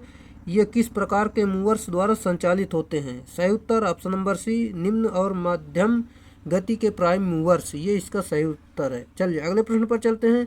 सवाल है दोस्तों, एक 4 पोल वाला प्रत्यावर्तक यानी अल्टरनेटर 1500 RPM पर चल रहा है तो प्रत्यावर्तक की यानी अल्टरनेटर की आवृत्ति क्या होगी? सही उत्तर दोस्तों हल करेंगे इस फार्मूले पर रख के तो आपका उत्तर आ जाएगा 50 हर्ट्ज, जो कि दोस्तों देख सकते हैं। अगर आप हल नहीं कर पा रहे हैं तो यहाँ से देख कर यानी नकल करके आप देख सकते हैं। अगला प्रश्न दोस्तों अगर इतने सिंपल सवाल आप नहीं कर सकते हैं तो आप एग्ज़ाम क्या देंगे? दोस्तों ये वाला तो आपका एग्ज़ाम निकलने वाला नहीं अगर इतने सरल प्रश्न आपको नहीं आ रहे हैं। इसके लिए तो दोस्तों आपको काफ़ी मेहनत करनी पड़ेगी। चलिए दोस्तों, प्रत्यावर्तित अल्टरनेटर की रेटिंग डेड डैश होती है। सही उत्तर दोस्तों ऑप्शन नंबर सी KVA यानी किलो वोल्ट एम्पियर इसका सही उत्तर होगा। जैसा कि दोस्तों अल्टरनेटर में AC पावर सप्लाई प्राप्त की जाती है। किलोवाट बराबर kilovolt ampere cos phi होता है, जहाँ की दोस्तों cos फाई बराबर शक्ति गुणक होता है। अगला प्रश्न, 2 अल्टरनेटर के तुल्यकालन के लिए मुख्य शर्तें क्या हैं? सही उत्तर दोस्तों ऑप्शन नंबर डी वोल्टेज आवृत्ति फेज अनुक्रम समान होने चाहिए, ये इसका सही उत्तर है। जैसे कि दोस्तों देखते हैं इसमें समांतर में चलते हुए अल्टरनेटर का टर्मिनल वोल्टेज बस बार के वोल्टेज के समान होना चाहिए और समांतर में चलते हुए अल्टरनेटर का आवृत्ति और फेज के अनुक्रम बस बार की आवृत्ति और उसके फेज अनुक्रम समान होना चाहिए। और दोस्तों हम बात करते समांतर में चल रहे अल्टरनेटर सदैव तुल्यकालिक गति पर चलते हैं। चलिए ये कुछ इसके इम्पोर्टेंट फैक्ट थे। अगला प्रश्न आपका दिया गया है, निम्नलिखित में से मोटर में कौन सी उच्च दक्षता वाला है? सही उत्तर है option number B, synchronous motor. Synchronous motor उच्च दक्षता वाली मोटर होती है। जिन मोटर में हानियाँ कम होती है उनकी दक्षता अधिक होती है। सिंक्रोनस मोटर की स्थिर गति पर परिभ्रमण करती है। सिंक्रोनस मोटर अग्रगामी पश्चगामी इकाई शक्ति गुणक पर प्रचालित होती है। दोस्तों ये कुछ इसके इम्पोर्टेंट फैक्ट थे जो कि आपको जानना बेहद ही ज़रूरी था। सिंक्रोनस मोटर शुरू होने में विफल क्यों होता है? सही उत्तर दोस्तों ऑप्शन नंबर ए, आपूर्ति वोल्टेज बहुत ही कम हो सकती है। ये इसका सही उत्तर है। दोस्तों आपको क्लास कैसी लग रही है? अगर क्लास अच्छी लग रही है तो एक कमेंट प्लीज़, अच्छा कमेंट एक कर दीजिए, क्योंकि दोस्तों ये कमेंट आपके लिए मतलब मेरे लिए ये कमेंट आपके कमेंट का इंतज़ार होगा। चलिए अगला प्रश्न है, सिंक्रोनस मोटर की स्टेटर पर इसकी व्याख्या देखते हैं दोस्तों। अगला प्रश्न का नाम आ गया, सॉरी।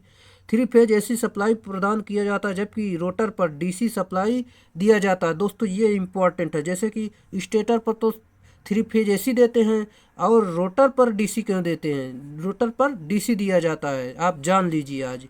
आपूर्ति वोल्टेज का मान कम होने से सिंक्रोनस मोटर शुरू होने में विफल हो जाती है और तथा मोटर में कम वोल्टेज के कारण स्टेटर क्षेत्र में हीट उत्पन्न हो सकता है, इसलिए वाइंडिंग खराब हो सकती है। चलिए अगला प्रश्न है, दिए गए विकल्पों में सिंक्रोनस मोटर के एक लाभ का चयन करें। सही उत्तर ऑप्शन नंबर बी, लगातार संचालन की गति बनी रहती है। दोस्तों इसमें गति बदलती नहीं है। जैसे कि दोस्तों हम बात करते हैं, सिंक्रोनस मोटर के शक्ति गुणक को इच्छा अनुसार घटाया या बढ़ाया जा सकता है। और दोस्तों शक्ति केंद्र यानी पावर स्टेशनों पर उपकेंद्र पर इसे शक्ति गुणक यानी पावर फैक्टर के संशोधन के लिए बस बार के समांतर क्रम में लगाया जाता है। ये कुछ इसका इम्पोर्टेंट पॉइंट था। या शून्य लोड यानी नो लोड पर पूर्ण लोड यानी फुल लोड पर भी समान गति से चलती है, इसलिए इसे तुल्यकालिक मोटर की गति नियमन शून्य होती है। विद्युत चुंबकीय शक्ति वोल्टता के साथ घटती बढ़ती रहती है। अगला प्रश्न, एसी मशीनों में समांतर पथों की संख्या पोल्स की संख्या के बराबर होगी यदि आर्मेचर वाइंडिंग डैश डैश हो। सही उत्तर ऑप्शन नंबर डी, लैप कुंडलिन यानी लैप वाइंडिंग, जो कि दोस्तों आप सिंपल सा है, आप सभी लोग जानते होंगे। अगला प्रश्न, पोल अंतराल यानी पिच को किस प्रकार परिभाषित किया जाता है? सही उत्तर ऑप्शन नंबर सी, प्रति पोल आर्मेचर स्लॉट की संख्या पर। जैसे कि दोस्तों पोल पिच बराबर होता है आर्मेचर में स्लॉट की संख्या और अपान पोल्स की संख्या होता है। जैसे कि दोस्तों हम बात करते हैं प्रति पोल आर्मेचर स्लॉट यानी आर्मेचर स्लॉट की संख्या को पोल अंतराल कहते हैं, या दूसरे शब्दों में दो लगातार पोल के बीच कोणीय विस्थापन को पोल पिच कहते हैं। अगला प्रश्न, संपूर्ण रूप में एक कुंडली में प्रेरित विद्युत वाहक बल यानी ईएमएफ दो कुंडली भुजाओं में प्रेरित विद्युत वाहक बल ईएमएफ का है डैश डैश है। सही उत्तर दोस्तों ऑप्शन नंबर बी, योग है। जैसे कि दोस्तों देख सकते हैं, यहाँ पर देख सकते हैं, इसका फिगर द्वारा आप समझ सकते हैं। अगला प्रश्न पर चलते हैं। जैसे कि दोस्तों बल्ब आ गया हमारे सामने, इस बल्ब को देखना है कौन सा बल्ब है ये। निम्नलिखित में से कौन सा बल्ब लगभग मोनोक्रोमेटिक एक रंग का प्रकाश उत्सर्जित करता है? सही उत्तर दोस्तों ऑप्शन नंबर ए, सोडियम वाष्प लैंप यानी सोडियम वेपर लैंप, ये इसका सही उत्तर है। जैसे कि दोस्तों ये बल्ब को देखते हैं हम, ये सोडियम वेपर लैंप है। जैसे कि देख सकते हैं दोस्तों सोडियम वेपर लैंप लगभग मोनोक्रोमेटिक यानी एक रंग का प्रकाश उत्सर्जित करता है, इसीलिए तो हम इसे जानते हैं। चलिए ये लैंप दोस्तों 40, 60, 85 एवं 140 वाट तक की वोल्टेज में बनाए जाते हैं और दोस्तों ये 40 से 50 ल्यूमेन प्रति वाट तक प्रकाश उत्पन्न करते हैं और इसकी कार्यकारी आयु जो है लगभग 3500 घंटे होती है। इसका उपयोग सड़कों की प्रकाश व्यवस्था यानी स्ट्रीट लाइटिंग तथा औद्योगिक प्रतिष्ठानों में रात्रि सुरक्षा की दृष्टि से स्थापित प्रकाश व्यवस्था में किया जाता है। अगला प्रश्न आपको दिया गया है, किस लैंप का कलर रेडरिंग इंडेक्स CRI सर्वोत्तम होता है? सही उत्तर दोस्तों ऑप्शन नंबर ए, ताप दीप्त लैंप यानी इनकैंडिसेंट लैंप इसका सही उत्तर है। दोस्तों अगर वीडियो आपको अच्छा लग रहा है तो लाइक ज़रूर करें और अपने दोस्तों में शेयर ज़रूर करें, क्योंकि दोस्तों ये काफ़ी इम्पोर्टेंट प्रश्न है। दोस्तों यहाँ से आप पढ़ लेते हैं तो आपका कोई भी प्रश्न बाहर जाने वाला नहीं है। दोस्तों अगर वीडियो में आया करें तो वीडियो पूरा ज़रूर देखा करें। चलिए, अब इसके अलावा तो ज़्यादा तो हम नहीं कह सकते हैं, ये आपकी मर्जी। दोस्तों निम्नलिखित में से किस उद्देश्य से कम वोल्टेज वाले लैंपों का उपयोग किया जाता है? सही उत्तर दोस्तों ऑप्शन नंबर ए, स्वचालित वाहनों की प्रकाश व्यवस्था में इसका सही उत्तर है। जैसा कि दोस्तों हम देखते हैं इसमें कम वोल्टेज वाले लैंपों का उपयोग स्वचालित वाहनों की प्रकाश व्यवस्था में किया जाता है, क्योंकि इसकी वाटेज रेटिंग कम होती है। और दोस्तों बड़े आकार के प्रकाश व्यवस्था में उच्च वोल्टेज और उच्च वाटेज यानी वाटेज वाले लैंपों का प्रयोग किया जाता है। और सोडियम की प्रकाश व्यवस्था में फ्लूड लाइटिंग यानी फ्लूड लाइटिंग का उपयोग किया जाता है। जैसा कि दोस्तों आगे चलते हैं, औद्योगिक प्रकाश का व्यवस्था में आउटडोर लाइटिंग का उपयोग किया जाता है। अगला प्रश्न है आपका, चालू करने से पूर्व प्रत्येक उपकरण की विद्युत रोधी प्रतिरोध हेतु जांच करनी चाहिए। जल तापक के लिए विद्युत रोधी प्रतिरोध का मान डैश से कम नहीं होना चाहिए। सही उत्तर option number C 0.5 mega ohm इसका राइट आंसर है। चलिए अगले प्रश्न पर चलते हैं। आपका अगला प्रश्न दिया गया देख सकते हैं, समान लंबाई और विशिष्ट प्रतिरोध परंतु 3% निम्नतर व्यास सहित एलिमेंट का उपयोग करते हुए आप किसी वैद्युतिक टोस्टर के एलिमेंट को बदलते हैं तो एलिमेंट को बदलने के बाद कार्यकारी तापमान क्या होगा? राइट आंसर दोस्तों ऑप्शन नंबर सी, लगभग 3% बढ़ेगा। ये इसका सही उत्तर है। चलिए अगले प्रश्न पर चलते हैं। बाकी दोस्तों वही रामायण लिखी है जो कि दोस्तों हमने ऊपर पढ़ लिया। अगला प्रश्न, किस प्रकार की वॉशिंग मशीन में ड्रम की भारित कपड़ों को धोने के लिए घूर्णन करता है? सही उत्तर दोस्तों ऑप्शन नंबर सी, टम्बलर प्रकार का। दोस्तों किसके किसके घर में वॉशिंग मशीन है? ज़रा कमेंट तो करिए, आपके घर में है क्या? कमेंट करिए थोड़ा। चलिए अगला प्रश्न है, फूड मिक्सर की गति की रेंज क्या होती है? सही उत्तर दोस्तों ऑप्शन नंबर ए, 3000 आरपीएम से लेकर 14,000 आरपीएम सही उत्तर है। अगला प्रश्न दोस्तों कुछ व्याख्या देखते हैं। जैसे कि दोस्तों फूड मिक्सर में यूनिवर्सल मोटर प्रयुक्त होती है। यूनिवर्सल मोटर एसी तथा डीसी दोनों प्रकार की सप्लाई पर प्रचलित होती है। अगला प्रश्न दिया गया है, एयर सर्किट ब्रेकर में आर्क को बनने से निम्नलिखित में से किसके द्वारा रोका जाता है? राइट आंसर, वायु दबाव के द्वारा रोका जाता है। जैसा कि दोस्तों हम तेल दबाव के बारे में बात करते हैं।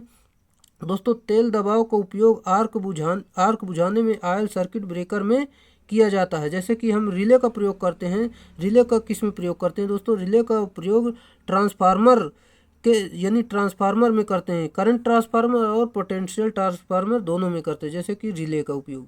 और दोस्तों इसका आंसर तो जो था ऑप्शन नंबर ए सही था। अगला प्रश्न,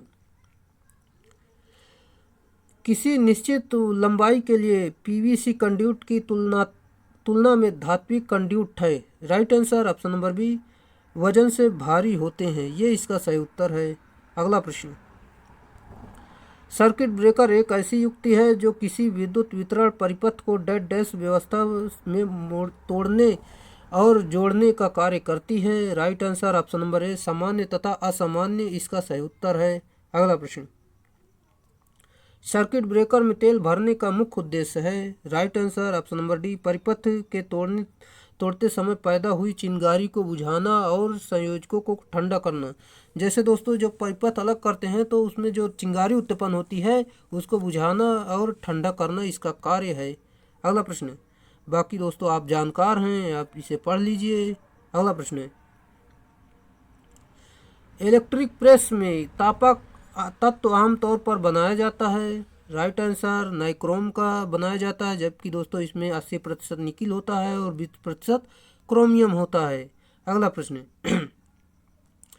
माइक्रोवेव ओवन का कौन सा भाग माइक्रोवेव उत्पन्न करता है? सही उत्तर है दोस्तों ऑप्शन नंबर बी, मैग्नेट्रॉन इसका सही उत्तर है। जैसा कि दोस्तों देख सकते हैं, इसकी परिभाषा भी आप जान सकते हैं यहाँ पर क्या क्या लिखा गया है। जैसे कि हम थोड़ा देखते हैं, मज़ा लेते हैं इस प्रश्न का। Microwave oven dielectric heating के सिद्धांत पर आधारित है, जिसके अनुसार जब यह माइक्रोवेव ऑन होता है तो उसके अंदर उत्पन्न आवृत्ति की माइक्रोवेव विकिरण उत्पन्न होती है। जैसे कि दोस्तों यह विकिरण ओवन के दीवारों से परिवर्तित होकर भोजन पर पड़ती है और जिसके कारण भोजन के अंदर ऊष्मा उत्पन्न होती है और उसके तापमान से तेजी से वृद्धि होती है और भोजन जल्दी से गर्म हो जाता है अथवा पक जाता है। किसने खाना बनाया है, मतलब कौन कौन से लोग खाना बनाए हैं, ज़रा कमेंट तो करें। आप आज क्या बना रहे हैं। चलिए दोस्तों, अगर मेरा पढ़ाया हुआ अच्छा लग रहा है तो प्लीज़ थोड़ा लाइक कर दो यार। जैसा कि दोस्तों घरेलू वाटर कूलर के पंप में कौन सी मोटर प्रयुक्त करते हैं। Right answer option number A, shaded pole motor. जैसा कि दोस्तों हम जानते हैं घरेलू वाटर कूलर के पंप शेडेड पोल मोटर प्रयुक्त करते हैं। जैसे कि शेडेड पोल मोटर बहुत कम अश्व शक्ति का बनाया जाता है। इस मोटर की दक्षता जो है 5 से 35% तक होती है। अगला प्रश्न, एक वैद्युत रूम हीटर में तापन की कौन सी विधि प्रयोग में लेते हैं। दोस्तों सर्दी आ गई है, हीटर आपको लगाना है। चलिए कैसे इसका आंसर क्या होगा। ऑप्शन नंबर ए, प्रतिरोध तापन। दोस्तों क्या आप भी हीटर चलाते हैं। चलिए हीटर चलाते तो बहुत अच्छी बात है, लेकिन बिल बहुत आता होगा। चलिए दोस्तों, प्रतिरोध तापन यानी रेजिस्टेंस हीटिंग में 2 प्रकार की होती है। जैसे कि प्रत्यक्ष प्रतिरोध तापन और सेकंड जो है अप्रत्यक्ष प्रतिरोध तापन। जैसे कि दोस्तों हम पॉइंट देखते हैं, प्रतिरोध तापन जूल के ऊष्मीय प्रभाव पर आधारित है और प्रतिरोध तापन में डीसी व एसी दोनों सप्लाई का प्रयोग करते हैं। चलिए अगला प्रश्न है, प्रोत्कर्षों के मामले में निम्नलिखित में से कौन सी युक्ति सप्लाई को रोक सकती है। सही उत्तर ऑप्शन नंबर डी, परिपथ वियोजक। सिंपल सा है, यहीं से आपको पता चल जाता है, सर्किट ब्रेकर। चलिए अगला प्रश्न है, प्रकाश ऊर्जा को विद्युत ऊर्जा में परिवर्तित करने वाली युक्तियां कहलाती हैं। Right answer option number D, photo electric युक्तियां कहलाती हैं। चलिए दोस्तों देख सकते हैं यहाँ पर सौर ऊर्जा लगा हुआ है, यहाँ पर सोलर सेल दोस्तों स्टोरेज बैटरी में जो होता है, यहाँ पर सभी आप समझ सकते हैं, इन्वर्टर कन्वर्टर सभी लगे हुए हैं, यहाँ पर देख सकते हैं। जैसा कि दोस्तों हम देखते हैं इस प्रश्न के मज़े लेते हैं। क्या कह रहा है ये प्रश्न, सोलर सेल द्वारा सौर विकिरण को उपयोगी डीसी में परिवर्तित करता है तथा लॉगिंग डायोड की सहायता से विद्युत शक्ति को बैटरी या फीडर की तरफ से प्रवाहित किया जाता है, जिससे कि दोस्तों बैटरी में विद्युत ऊर्जा को स्टोर किया जाता है। इस प्रकार प्रकाश ऊर्जा को विद्युत ऊर्जा में परिवर्तित करने वाली फोटो इलेक्ट्रिक युक्तियां कहलाती हैं। अगला प्रश्न है,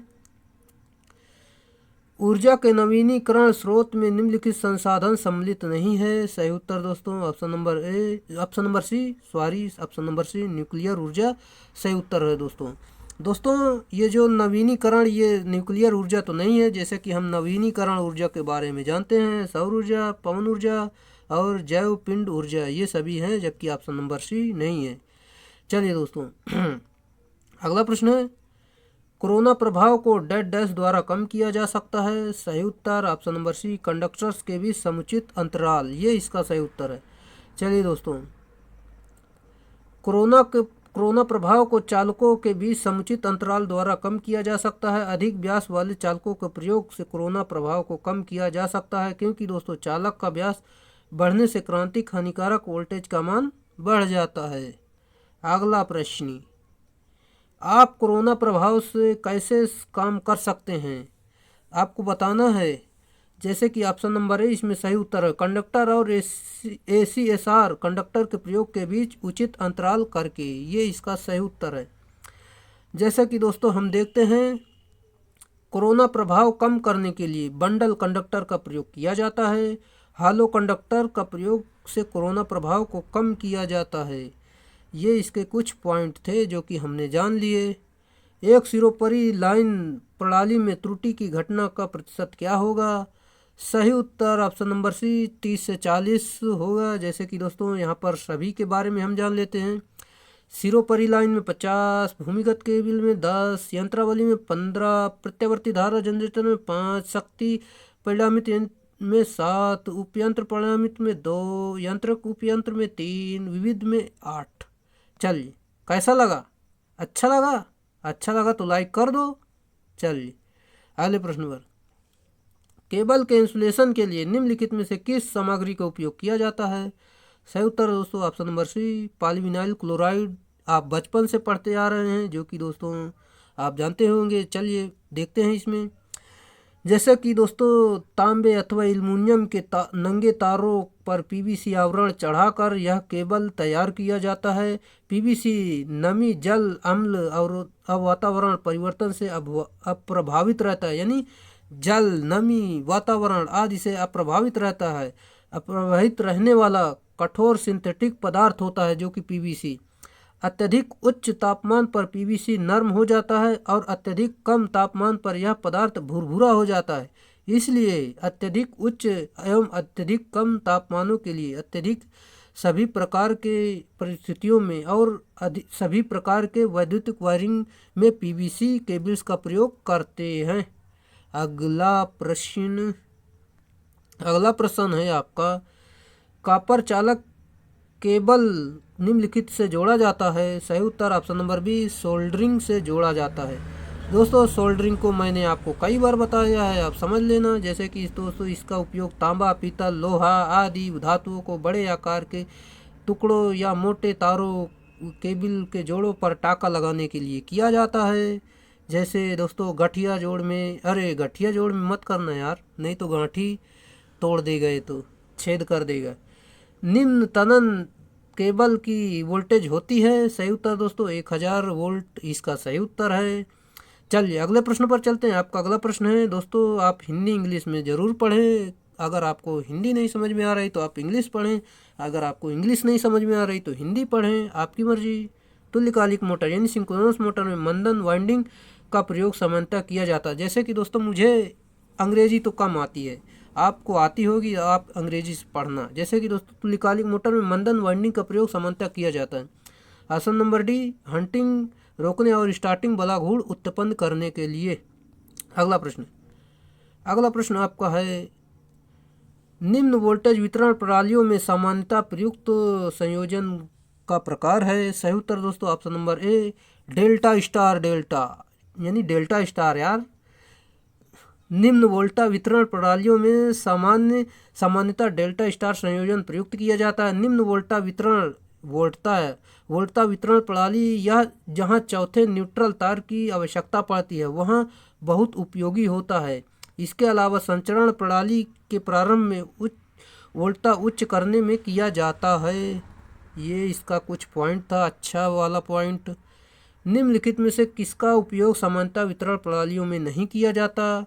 दोस्तों ऑप्शन नंबर बी सभी लोग बता सकते हैं। जैसा कि दोस्तों सिंगल फेज और 3 तार का प्रयोग करते हैं, और 3 तार और 4 तार का प्रणाली प्रयोग करते हैं। 3 फेज और 3 तार प्रणाली प्रयोग करते हैं, जबकि दोस्तों ऑप्शन नंबर बी उपयोग नहीं करते हैं। अगला प्रश्न आपका दिया गया है, निम्नलिखित में से कौन सा मानक वोल्टेज प्राथमिक वितरण के लिए उपयोग किया जाता है? सही उत्तर दोस्तों option number C 11 kilo volt इसका सही उत्तर है। जैसा कि दोस्तों हम देखते हैं प्राथमिक वितरण में मानक वोल्टेज यानी स्टैंडर्ड वोल्टेज 11 किलो वोल्ट होता है तथा द्वितीयक यानी वितरण सिस्टम में 440 वोल्ट होता है, जिसमें 3 फेज 4 तार का प्रयोग किया जाता है, जो घरेलू यानी डोमेस्टिक लोड के लिए प्रयोग किया जाता है। अगला प्रश्न यार गला बैठ रहा है यार, थोड़ा लाइक कर दो, थोड़ा जान आ जाएगी। दिए गए विकल्पों में से उपभोक्ता वितरण के लिए प्रयुक्त ट्रांसफार्मर कुंडलन वाइंडिंग परिवर्तन की पहचान कीजिए। दोस्तों आपको बताना है डेल्टा स्टार सही उत्तर होगा, डेल्टा से स्टार। जैसे कि दोस्तों उपभोक्ता वितरण के लिए प्रयुक्त ट्रांसफार्मर वाइंडिंग डेल्टा से स्टार में होता है, क्योंकि घरों में लाइन में एक फेज तथा न्यूट्रल की आवश्यकता होती है। चलिए न्यूट्रल बिंदु केवल स्टार संयोजन वाइंडिंग में ही प्राप्त होता है। अगला प्रश्न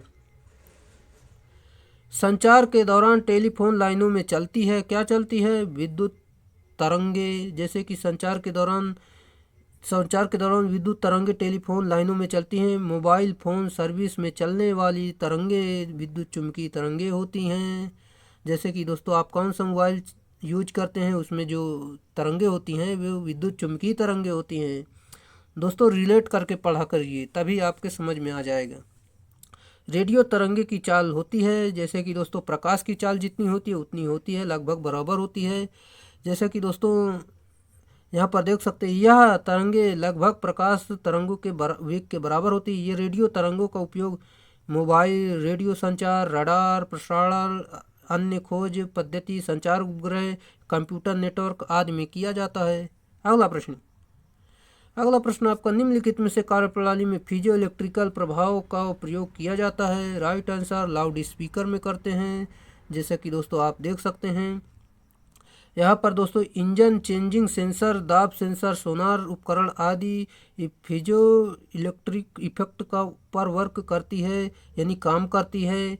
चिकित्सा के क्षेत्र में अल्ट्रासाउंड, अल्ट्रासोनिक प्रक्रिया आदि क्षेत्र में प्रयोग किया जाता है इसका। चलिए, फिजियो इलेक्ट्रिक पदार्थ में दाब लगाने पर पदार्थ के क्रिस्टल वोल्टेज जनरेट होने लगता है। अगला प्रश्न, remote control unit TV set को चलाने के लिए नीचे दी गई किसका प्रयोग किया जाता है? सही उत्तर ऑप्शन नंबर डी, रेडियो तरंगों का उपयोग किया जाता है। जबकि दोस्तों जो रिमोट होता है ये कंट्रोल यूनिट में रेडियो तरंगों का प्रयोग किया जाता है। यह बेतार उपकरण है जो एक निश्चित दूरी तक ही कार्य कर सकता है। दोस्तों आप ज़्यादा दूर टीवी रखकर नहीं चला सकते हैं रिमोट द्वारा, जैसे कि इसमें बताया गया है। श्रव्य परिसर में ध्वनि तरंगों की आवृत्ति क्या होती है? जो दोस्तों आप सुन सकते हैं वो श्रव्य ध्वनि होती है, जो आप नहीं सुन सकते हैं वो अपश्रव्य होती है। जो आप जैसा कि दोस्तों जैसा कि मैं इसमें प्रश्न द्वारा आपको बात करता हूँ, ऑप्शन नंबर है इसमें 20,000 मतलब 20 हर्ट्ज से लेकर 20,000 हर्ट्ज इसका सही उत्तर होगा। जो दोस्तों जो इसमें श्रव्य ध्वनि में जो होती हैं तरंगों की आवृत्ति 20 हर्ट्ज से 20,000 हर्ट्ज की सीमा तक होती है। जबकि दोस्तों जो 20 हर्ट्ज से कम आवृत्ति की अपश्रव्य तरंग कहलाती हैं। जैसे कि दोस्तों अपश्रव्य जो होती हैं 20 हर्ट्ज से कम होती हैं, और जो पराश्रव्य होती हैं वो 20,000 हर्ट्ज से ज़्यादा होती हैं। दोस्तों थोड़ा मुझे बोलने में दिक्कत हो रही है, आप मैनेज करें। चलिए दोस्तों आज के लिए इतना ही रहेगा, जो कि दोस्तों कंप्लीट हुआ आपका वीडियो, जो कि कितने मिनट का हो गया दोस्तों? हम ज़रा देखें तो यार, अरे 1 घंटे 17 मिनट। चलिए बहुत अच्छा, आपने जो साथ दिया आपके लिए धन्यवाद। दोस्तों अगर आप फिर कल मिलना चाहते हैं हमसे तो चैनल को सब्सक्राइब कर लीजिए और बेल घंटा दबा लीजिए और लोगों में शेयर कर दीजिए, ताकि वो भी आ सकें और हम मोटिवेट हो सकें और अगला वीडियो और अच्छे तरीके से तैयार कर सकें। चलिए आज के लिए इतना ही रहेगा, फिर मिलेंगे नेक्स्ट वीडियो में। तब तक के लिए खाना पानी खाकर पीकर सो जाओ अब। चलिए।